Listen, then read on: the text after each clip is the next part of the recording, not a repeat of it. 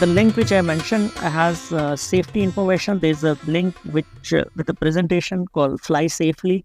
That is the must-read thing before anybody comes to Bir. They should know how to keep themselves safe and how to enjoy flying over here safely.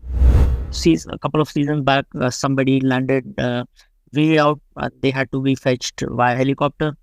And there was another incident where somebody landed out there, or basically just parked themselves in a tree, and then they had to walk out and sleep overnight somewhere in the jungle there. On Saturdays or Fridays, there is always some parties happening somewhere. We have Deer Park Institute, where there are a lot of courses happening regarding music or meditation or Buddhism, a lot of philosophy. We have pottery studio here. We have a lot of yoga.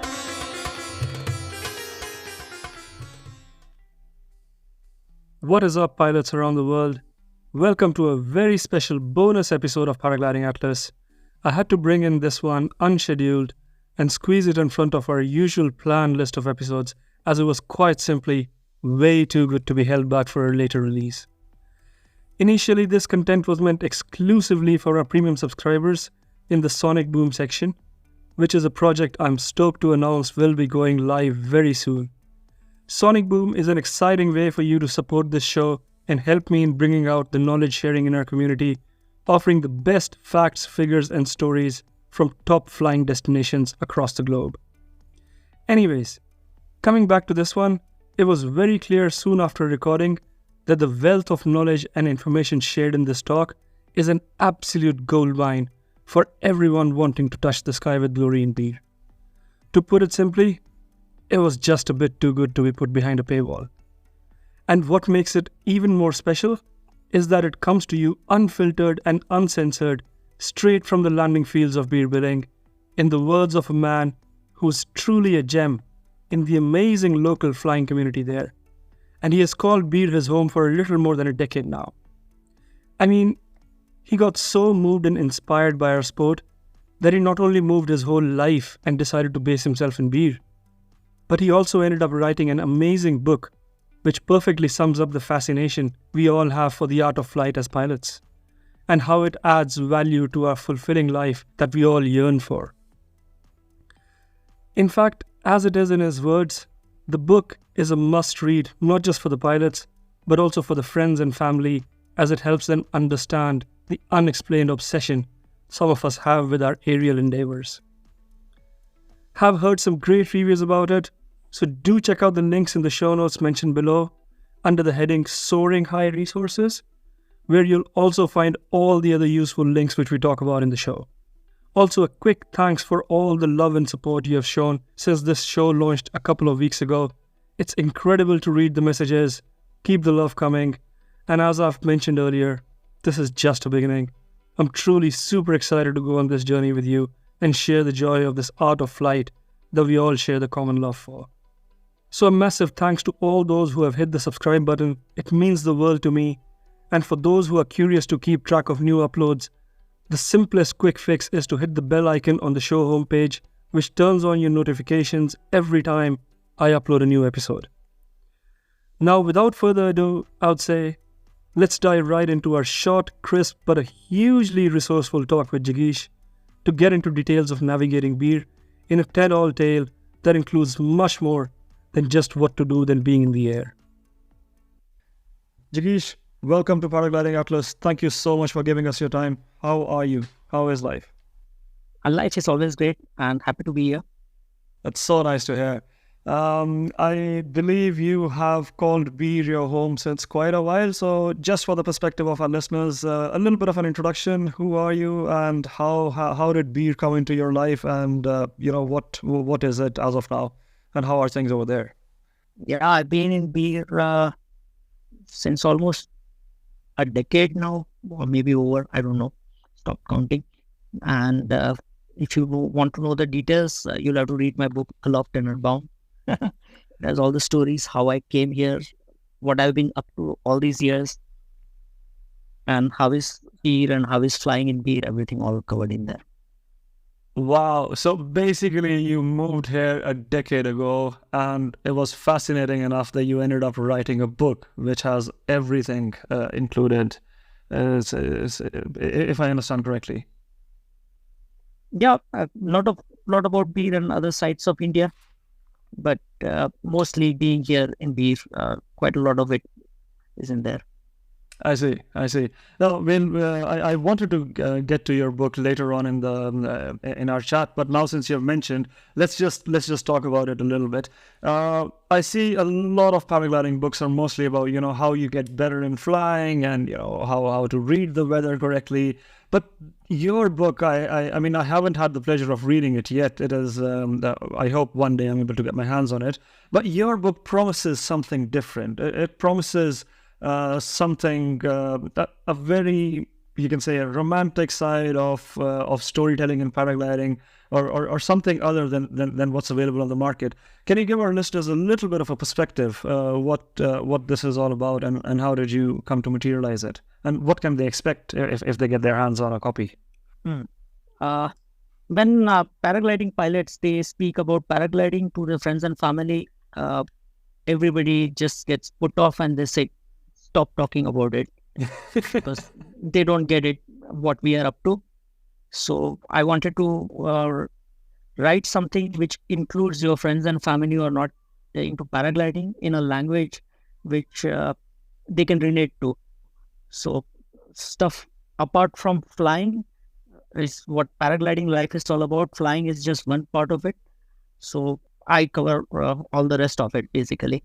And there are instructional books about flying, how to fly better.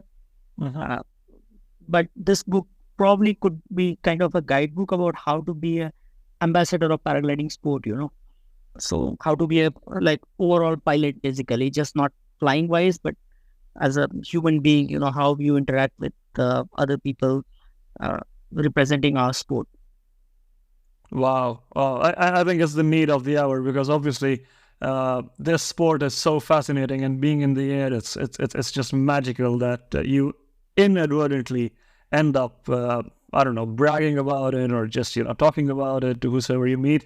And as you rightly said, people do get tired of it pretty quickly. But I believe this book will unlock all the secrets that they need to know about our fascinating world, I guess. Yeah, just go and read it. Beautiful. Can't wait. But I think we'll it ships worldwide, and anybody can get their hands on it pretty easily. Is what's with the logistics? Yeah. Just go on Amazon, look for Aloft and Unbound. Aloft and Unbound, yeah, great. I think we can add a link in our show notes as well for the listeners to for the ones who are keen enough to share the joy with their friends and family. But yeah, coming back to Bir, so a decade of existence. Let's say, the first curiosity, the first curious question that comes to my mind is, how did Bir develop, and how did Bir come to be as it is today, compared to what it was? I mean, I understand decade isn't that long, and flying started here much earlier. There was some instances of hang gliders coming in and discovering this place. And then paragliders came in, and then the big tandem scene blew up. So if you can just give our listeners a little bit of perspective, that how did this tiny hamlet, which was a Tibetan refugee colony, initially, how did it blow up to becoming one of the most amazing playgrounds that our planet has to offer in the sport of paragliding? I arrived in Bir long after it was already established as paragliding capital of India. Long time back, like as you said, hang gliding championship happened, then paragliding championships happened, and people from all over the world has been coming here. But when I arrived here first during autumn, there used to be about 200 pilots from all over the world. Now there are 800 pilots. This autumn we had 800 pilots, and in spring we have usually about 25 to 30 pilots from all over the world. Now there are about 100 pilots from all over the world. Indian pilots, there used to be very few Indian pilots. Now we have huge amount of Indian pilots now. A lot of solo pilots. A lot of them now Bir locals. They've moved here. They're working from home in Bir and flying every day. So yeah, the community is growing. Beer is growing. Oh, that's so good to hear. And I happen to be one of those Indian pilots who was just amazed by the magic that this place offers. But one thing that comes to my mind, you said 800 in autumn and 100 in spring. Why is such a massive difference? Like, why do the strength increase by 8 times than what it is in spring? Spring is usually October and November. There are hardly any places in the world anywhere else where there is a consistent flying happening. So this is the only area where everybody gathers and get to fly every single day almost. Spring usually season is good in Europe, so I think people just stay back there and fly there. So yeah, I think that's the reason why. And also spring is quite bit more challenging. So people try to stay away during spring strong conditions here. All right. So let's say if we just put ourselves in shoes of a foreign pilot who is have to get on at least a couple of hours a couple of flights and 10 hours layover to get to India, wherever they are from. They have decided, they have made up their mind, and they want to explore the amazing Bir Valley. They touched down at the international airport in Delhi. What's the easiest way to navigate to Bir, and of course the safest way? Because I understand, of course Europe has a very safety-oriented system where things are right. I mean, you can get scammed in Europe as well. I'm not denying that. Any place you have to keep your guard up. But let's say you touch down at the airport and you have to make your way to the landing field. Just talk our listeners through that. How do they make it happen, and what's the most convenient and the efficient way? First time when I came, there used to be only the state transport ordinary buses with almost like a plank for seats. It came to Bajnath, which is about half an hour drive from Bir. So I see. how to take those buses. But these days we have really, really nice Volvo buses, which is like semi-sleeper, it's called. So you can recline your seat and you can sleep or very comfortably lie down. And they are overnight buses from Delhi. So that's the cheapest and easiest way to get to Bir. They come all the way to Bir now. Lot of people, they prefer also to fly to Dharamshala. So from Delhi, they can take a flight to Dharamshala, and then it's about 2 hour taxi ride from Dharamshala airport to here. Or you can fly to Chandigarh, or you can fly to Amritsar. And international flights come to Amritsar also, I think. So you can take a taxi from there. So yeah, mostly Volvo buses and taxi straight from Delhi airport also, if you prefer that. So most convenient and cheapest is Volvo buses. I see. So basically multiple options, but the easiest ones is directly from the airport to the landing field. I mean, too close to the landing field, I believe it's just a few meters away. That is an option. And other than that, if you want a bit of a luxury, fly down to Dharamshala, which also happens to be the home place of Dalai Lama, I guess, for the ones who are fascinated by it. And then just get down there and from there, grab one of those plank seated buses, as you said, because I have taken quite a few rides on them, or take a taxi to get down to the landing field. Yeah. Awesome, great. So basically, you have made your way, and you are in this amazing paradise of Bir. And how do you find your tribe? Like, where do people mingle? Where do people socialize? Where can you find like-minded pilots? And where can you basically talk about flying? I mean, if you know what I mean. When you get down here on Google Map, all the accommodations show up, so you can pick any one of them. You can stay in any of your picks, and there would be pilots in those places, because most of the places are taken over by pilots here during autumn. We have a WhatsApp group and a test Telegram group where people can join in.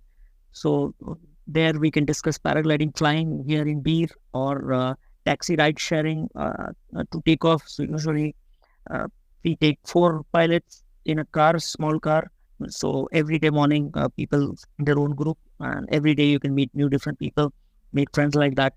At lunch, there is a chai shop, Chachu's chai shop. You hang out there, have your tea or some. If you're not had your breakfast, you can have bread omelette there. And meet the locals and meet the other pilots there. And after your flight, at the landing, we have Blue Umbrella Cafe, and there are other nice cafes around landing where pilots hang out or just sit on the landing, nice grass on the side, and meet the rest of the pilots there. Oh, that's so nice to hear. There are so many words which bring a smile to my face and also a lot of nostalgia, especially the Chachu's chai shop. I think Chachu has been there. Chachu is a guy, is a person. Basically, Chachu is a slang for relatives in the Indian language. That's why we refer to him as Chachu. But he is somebody who has seen beer since day number one, and I really wish I could get him on a podcast. I probably. When I get down there next time, he has to tell his story.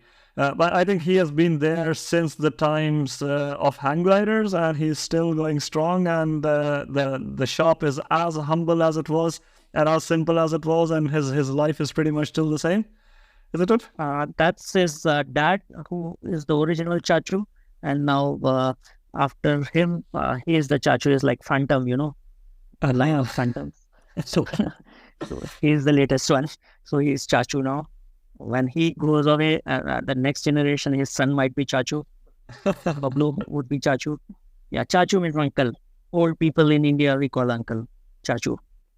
No, I love that smile on his face and the warmth. Well, anybody who's listening to this podcast, guys, if you get to the takeoff, you have to check out the vibe of this chai shop. It has its own authenticity and magic to it, and the perfect pre-flight snack that you need to explore the skies of beer. But yeah, all right. So basically, I think the gem of the community, which I really like how you guys have done it there, is starting a WhatsApp group with all answers of like all questions answered. I think let's talk about this a little bit. So if foreign pilots wants to go in and join one of these, what all groups exist like this, and how to find them, and basically what are they used for?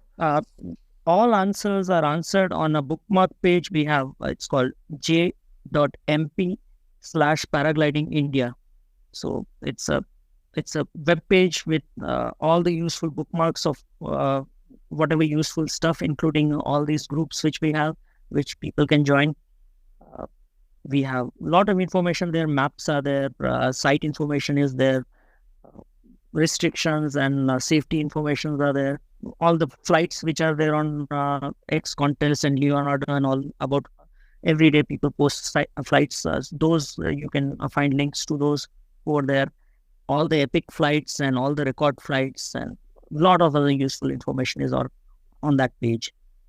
We have WhatsApp and Telegram groups. Telegram is just one single group. We are testing that. So it has all these different topics like taxi sharing, discussion about paragliding, buying, selling your gear. A lot of people come here and want to get rid of some of the stuff while going back. We have all these groups. I think absolute gold mine. And if there is a pilot listening who has the capacity to start something like this in your place, please do so, because for any visiting pilot, this works like wonders. And I am a part of this group, and I have seen it grow. And honestly, there's nothing more reliable and more open source information sharing available in anywhere else. But if you are aware, please do send us your links so that we can put it out to the community and we can share it for the greater good. But basically, that sounded like a Wikipedia of paragliding in beer, if I'm not wrong. Yeah, it's just a bookmark page. So it links to all the other websites where there is information about beer or flying here. There are some blog posts and videos. Yeah, I think we will add this in our show notes so that people can go ahead, one single link for everything. So far, basically, we have managed to get a pilot from the airport to the place and get them a fair bit of an idea how to navigate, and how to refuel before the flight. Now, let's say you're standing on the takeoff. What is the glory that awaits you, and how do you make it happen? I mean, how do you do it right, basically? If you can throw some light on that. The link which I mentioned has safety information. There's a link which with a presentation called Fly Safely. That is the must-read thing before anybody comes to Bir. They should know how to keep themselves safe and how to enjoy flying over here safely. So that's, I think, it should be a mandatory reading, and maybe we should have a test that they're paying attention while reading that presentation or not. So yeah, usually that link has been shared so many times, but still you will find people in a gaggle. Everybody's going left or right, and then there would be one guy going opposite direction. So I don't know whether that guy didn't get that link or not. So yeah, that awareness has to be there, and yeah, that's one important thing.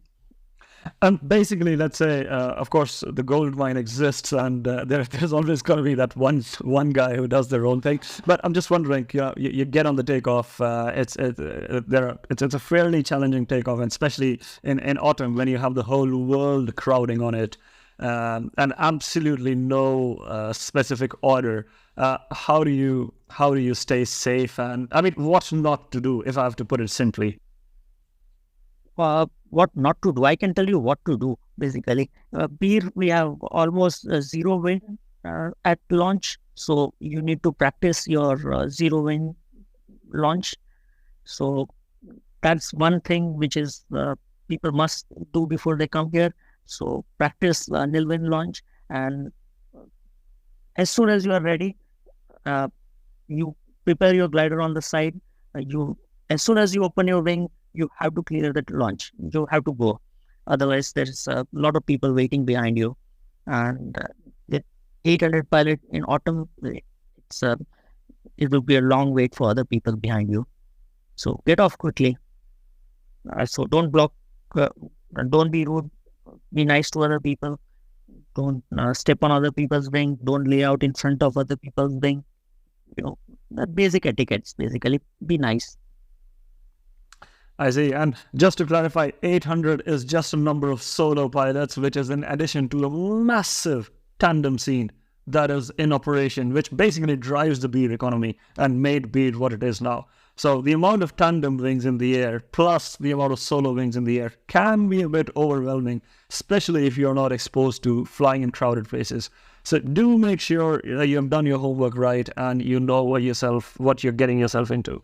All right, so now you have managed to take off safely without pissing a lot of people off. I know you will definitely piss off a couple of them, but still, you are in the air and you're in the house thermal, which is the massive, feature right in front, a little bit towards the left.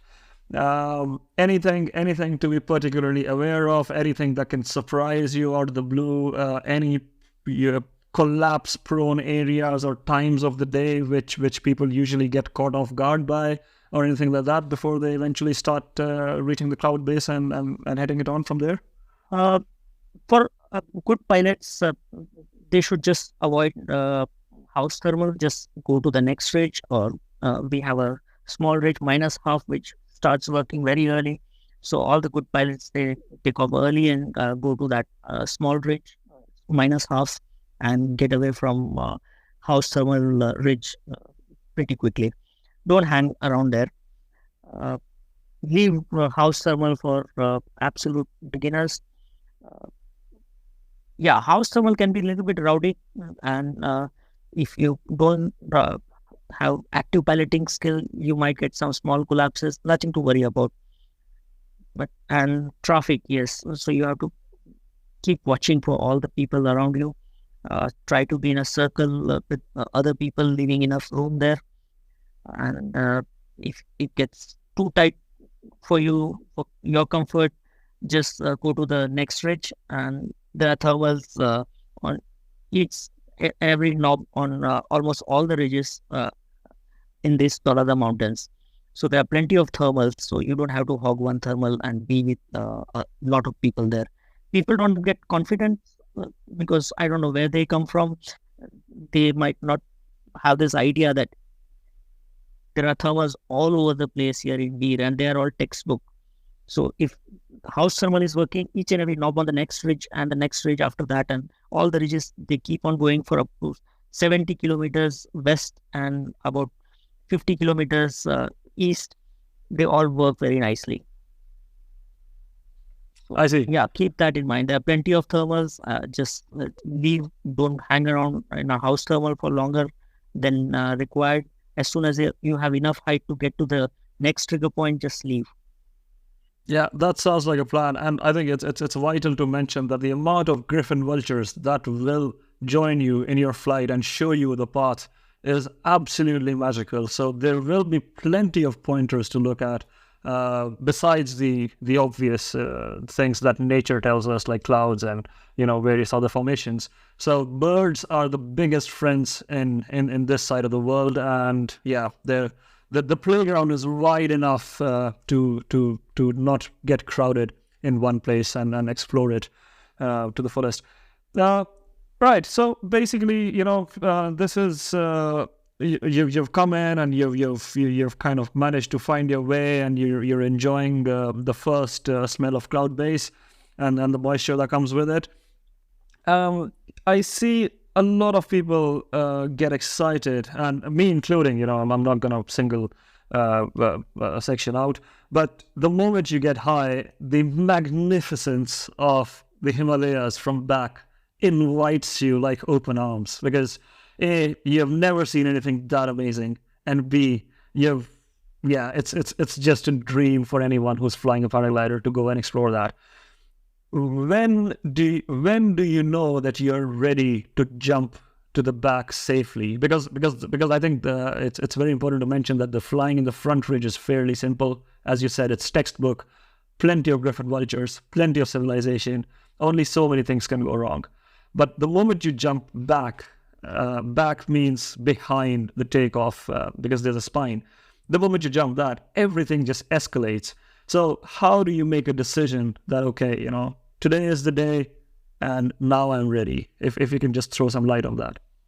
If you are a pilot flying a couple of 100 hours of airtime, an SIV, and proper equipment for extreme weather, tent, a sleeping bag, if you're prepared to land out and sleep out in extreme conditions, or walk out with your kit, if you're physically fit enough, it can take 8-9 hours of walk, or maybe a day's walk and night out somewhere in wilderness. If you're prepared to do that, then yes, you're ready to jump back. So fly in a group, go with people who already have been there, and don't stretch your limits. Fly within your limits. Don't put yourself into a stressful situation where you don't know your way out. There have been incidents, a lot of incidents, even this season. Very experienced pilots, they have landed out there and they had to sleep night out there. A couple of seasons back, somebody landed way out. They had to be fetched via helicopter. And there was another incident where somebody landed out there, or basically just parked themselves in a tree, and then they had to walk out and sleep overnight somewhere in the jungle there, and then a long walk out. So outside is still it's a textbook flying, but there are places where you would get into trouble if you don't know what you're doing.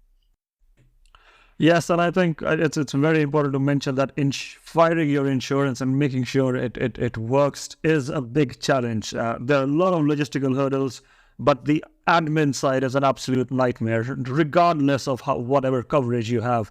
So make sure that before you come, you check with your insurance provider that if you're planning to do something wild, will they cover you? And if they will, then how will they cover you? Because it has been quite a bit of work in the history. Anyways, talking about incidents and talking about mishappenings, I think this is one topic that is very hush-hush in our community, and it needs to be thrown some more light on. How many people mess up every year on an average? I just want to put out that statistic, just so that people know that this happens every year, regardless, and it could happen to anyone. So please do take all the precautions that you can. On on an average, I think 1 or 2 people die every year. But this season, this autumn of 23, we had 3 fatalities in a season. Like 3 people died, and there are about 4, 5, 6, or maybe 10 reserve throws every season. So reserve throws are still good because nobody gets hurt. Just the ego get hurt. Maybe the glider will tear a bit if they're hanging in the tree. But apart from that, they're all right. Incidents at takeoff, people break their ankle or something like that because they're not careful while launching. And at landing, a lot of people, this landing field is quite big, but still people, because it's very lifty, people tend to overshoot. They can't time their, last leg properly. So they stall their wing from 10, 15 feet and they break their something, basically. I've seen quite a few accidents at landing because of that. There are a few mid-air also this season. So it gets too crowded and somebody turning in a wrong way, people just bump into each other, not giving enough room to each other or not paying attention where they're going. Bird hits, some of them, mostly they are benign. When you're flying with a lot of birds, they might not be looking at you. They might be looking at something more interesting and they might crash into you. So even minor like accident, not even a minor, but breaking a back, just about 15 kilometers from our launch. Very good pilot at Big Face. He crashed and he had insurance and everything, and they called for a helicopter. It still took almost, the helicopter went next day to pick him up. So all night in cold, he had to spend up in the mountain with the broken back. So you have to be prepared when you are flying like this. You have to be prepared. You have to have your nice insurance coverage, but you also have to be prepared to night out somewhere in the mountains if things don't go right, and you have to be current. Jigish, now I think we have covered up most of the topics that one is curious about when they come to fly. But there's usually one thing that absolutely no one talks about, and that is how can you best spend your time when the sky looks dark and grey. So if going in the air is not an option, then what are the options to make the most out of this amazing place we call Bir?